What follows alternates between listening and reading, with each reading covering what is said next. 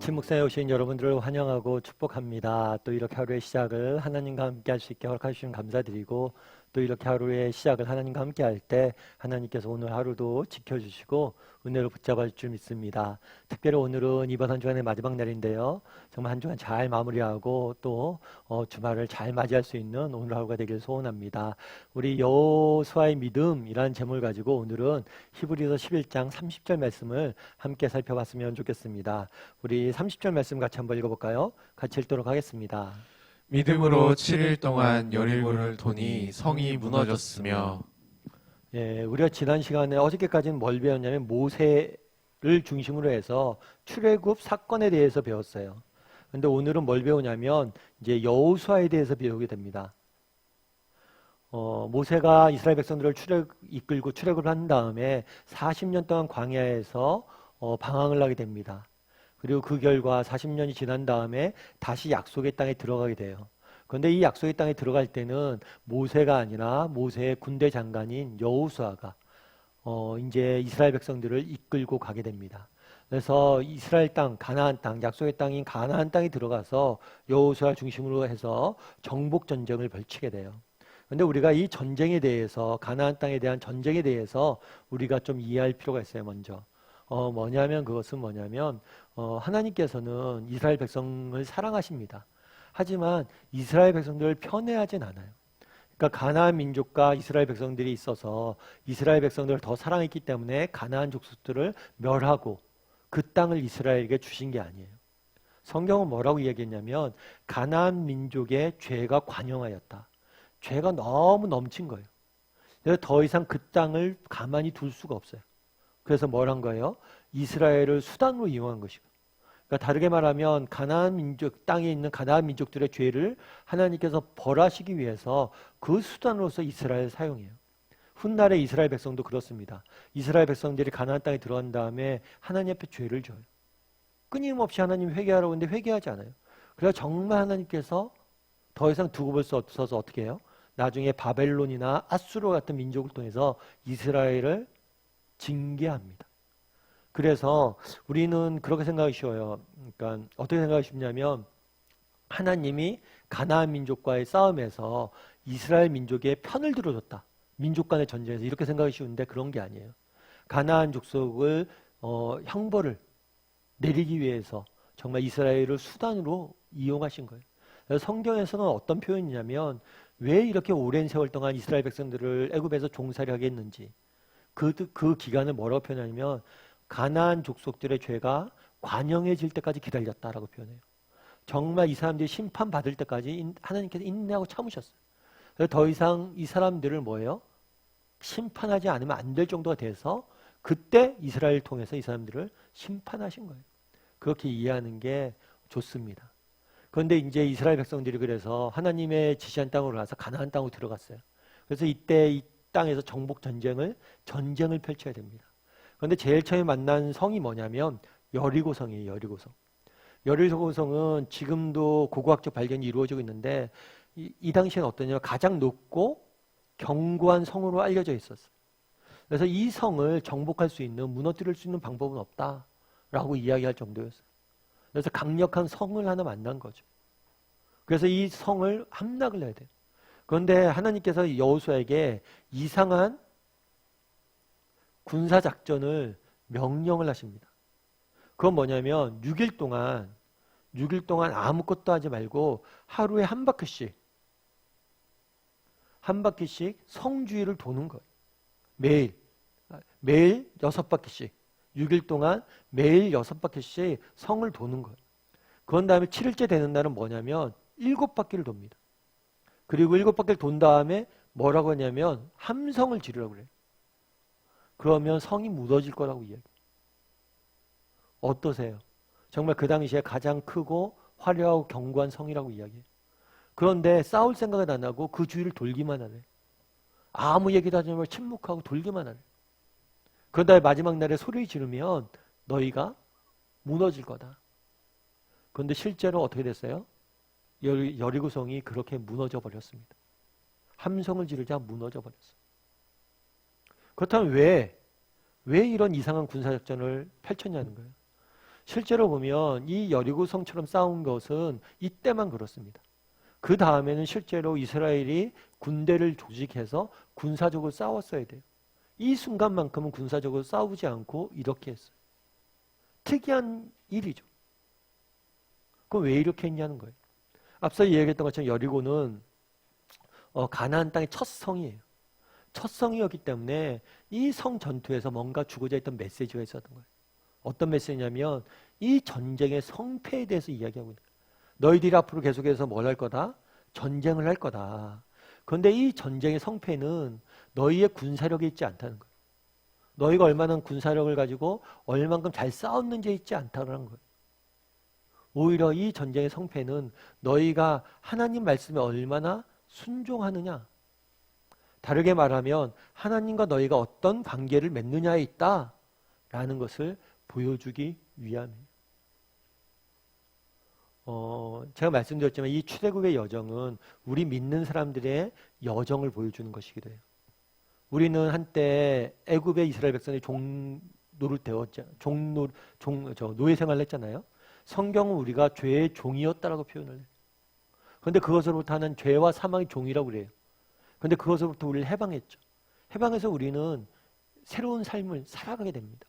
마치 가나안 땅에 출애굽을 해서 애굽 땅에 살던 사람들이 정말 가나안 땅에서 새로운 삶을 시작했던 것처럼 우리는 믿기 때문에 새로운 삶을 시작한 거예요.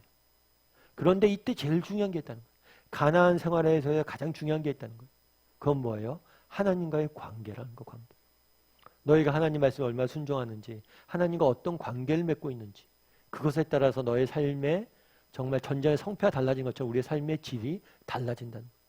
다르게 말하면 그리스도인들의 삶의 가장 중요한 원천, 가장 중요한 요소는 뭐예요? 하나님과의 관계예요. 하나님과 관계. 그래서 늘 이스라엘 백성들은 인생에 어려움들이 있거나 정말 인생에 고난들이 있거나 그럼 제일 먼저 점검하는 게 뭐냐면 하나님과의 관계를 점검했어요. 그래서 여호와께 돌아가자. 광야에 나가서 하나님과 내가 바른 관계를 맺고 있는지 점검하고 하나님과 바른 관계를 맺으려고 노력했던 거예요. 여러분 톨스토이라는 작가를 아마 아실 거예요. 러시아의 대문호라고 알려져 있죠. 소설가이고 시인이고. 그래서 세상에서 가장 위대한 작가 중에 한 명으로 알려져 있어요. 근데 이 톨스토이가 젊은 날에는 하나님을 모른 채 방황을 되게 많이 했어요. 기독교란, 종교란 정말 지배계층이, 사회 지배계층이 피지배계층을 억압하기 위해서 만든 하나의 이데올로기에 지나지 않다. 그래서 종교를 통해서 민중의 아편이라고 이야기하고 종교를 통해서 백성들을 우미나 정책을 핀 거다라고 믿고 종교를 안 가졌어요. 그런 다음에 그러다가 그렇게 방황을 하다가 나중에 예수님을 믿게 됩니다. 그런 다음에 그가 책에서 이렇게 고백록에서 이렇게 썼어요. 나는 지난 55년 동안 최초의 15년의 소년기를 제외하고는 안식을 누리지 못하고 살아왔다. 내 나이 18살 되던 해 친구가 내게 찾아와 신이 인간을 만든 것이 아니라 인간이 신을 만들었다고 한 말에 설득되어 나는 어릴 적 그리스도를 믿는 신앙에서 떠났다. 나는 종교를 포기하는 것이 자유를 얻는 유일한 길이라고 생각했다. 나에게 종교는 속박으로밖에 다가오지 않았다. 그러나 이제 나이 55세, 나는 내가 스스로 버린 어머니 같은 신앙의 품으로 돌아왔다. 나는 단순히 종교를 돌아온 것이 아니다. 나의 구주인 그리스도께로 돌아온 것이다. 그 안에서 나는 처음으로 참된 안식을 발견했다. 18살 때 종교를 떠났어요. 인간이 신을 만들었다고는 말에 넘어간 거죠. 그러면서 신앙을 떠나 살았어요. 그래서 뭐라고 생각하냐면 종교를 포기하는 것이 정말 자유와 기쁨을 얻는 길이라고 생각했어요. 그리고 마음껏 살았어요. 그런데 그렇게 내가 마음껏 산 결과는 뭐예요? 그 속에서 어떤 안식도 누리지 못했다는 거예요. 이제야 처음으로 내 인생의 처음으로 참된 안식과 기쁨을 누린다라고 이야기를 합니다. 정말 우리 인생의 참된 안식과 기쁨은 어디서 누릴 수 있어요? 하나님과의 바른 관계에서 누릴 수 있다는 거예요. 그날에 왜 여리고성 처음 가나안 땅의 전쟁에서 여리고성을 이런 이상한 군사작전으로 점령했냐는 거예요. 그걸 통해서 주고자 했던 메시지는 뭐냐는 거예요. 우리 인생에 제일 중요한 건 하나님과 우리와의 관계라는 거예요. 여러분, 우리는 어떠세요? 여러분, 우리는 신앙생활 하잖아요. 이렇게 아침 묵상도 하고. 그런데 우리가 정말 하나님과 바른 관계를 맺고 있습니까? 정말 날마다 여러분들 하나님과 바른 관계를 맺고 있고 그분과 친밀히 교제 나누고 있고 정말 그분을 내 인생의 중심에 모시고 살고 있습니까? 사실 뭐 아침 묵상회 하시는 여러분들은 이미 그렇게 살고 있을 거라고 믿고 그렇게 살려고 우리가 아침 묵상을 하는 거겠죠. 그럼에도 불구하고 우리가 한번 점검해 봤으면 좋겠어요. 하나님과 바른 관계를 맺고 있는지. 여러분, 우리 인생에 문제가 있습니까? 여러분 인생에 뭔가 삐걱거리는 게 있고 여러분 인생에 뭔가 지금 문제가 있고 누수가 되어 있습니까? 그러면 그 모든 것의 원인은 하나님과의 관계가 잘못되어져 있을 수 있어요. 오늘 하루 돌아봤으면 좋겠어요. 나는 어떤 하나님과의 관계를 맺고 있는지, 나는 정말 하나님과의 바른 관계를 맺고 있는지 한번 돌아봤으면 좋겠고요. 그걸 한번 다시 한번 점검해보는 시간이 되었으면 좋겠습니다. 특별히 내일부터 또 저희가 예배잖아요. 정말 우리가 하나님과의 바른 관계를 맺고 있다. 그거의 가장 중요한 지표 중에 하나는 예배예요. 내가 얼마나 예배를 사모하는지, 얼마나 예배를 정말 내 삶의 중심에 두고 있는지 그걸 점검해보면 돼요. 그래서 어떤 마음으로 예배를 준비하고 있는지 또 어떻게 해야 될지 점검해보고 정말 예수님을 하나님을 만나는 정말 하나님과의 바른 관계를 맺기 위해서 노력할 줄 아는 예배를 사모하고 정말 간절한 마음으로 준비할 줄 아는 사람들이 되기를 소원합니다. 우리 이 시간 함께 찬양했으면 좋겠는데요. 찬양하실 때 나의 안에 거하라 함께 찬양했으면 좋겠습니다. 우리의 삶의 원천은 어디 있습니까? 하나님과의 관계. 여러분 인생에 문제가 있습니까? 어려움이 있습니까? 그 모든 것의 원인은 어쩌면 하나님과의 관계가 무너져 있기 때문일 수 있어요.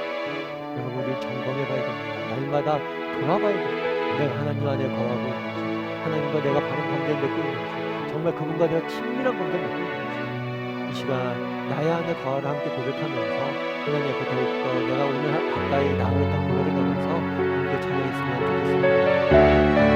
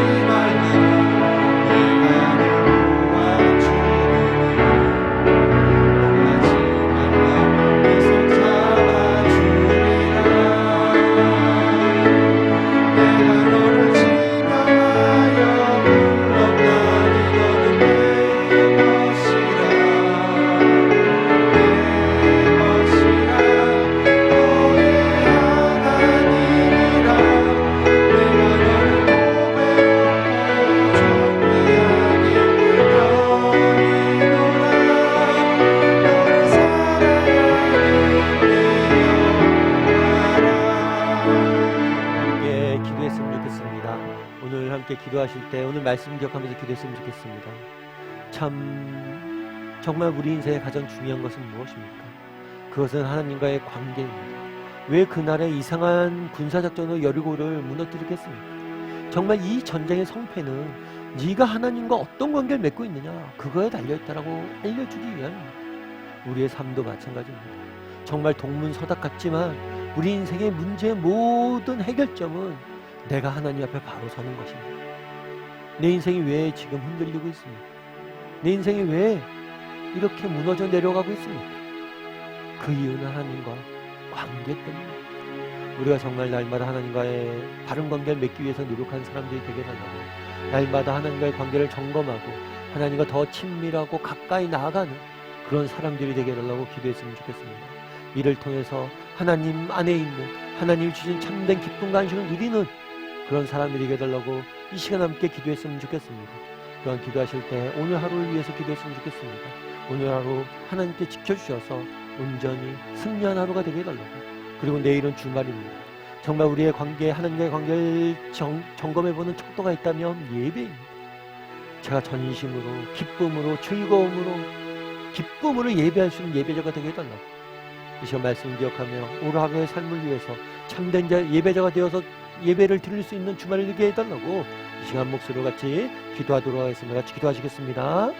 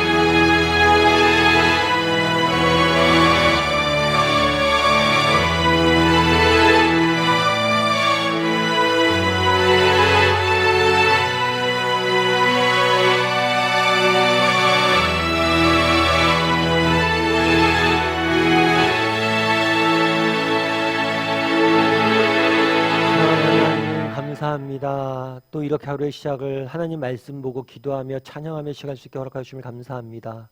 오늘은 여호수아와 이스라엘 백성들의 믿음에 대해서 배웠습니다. 정말 하나님께서 왜 여리고성을 이렇게 무너뜨리게 했습니까?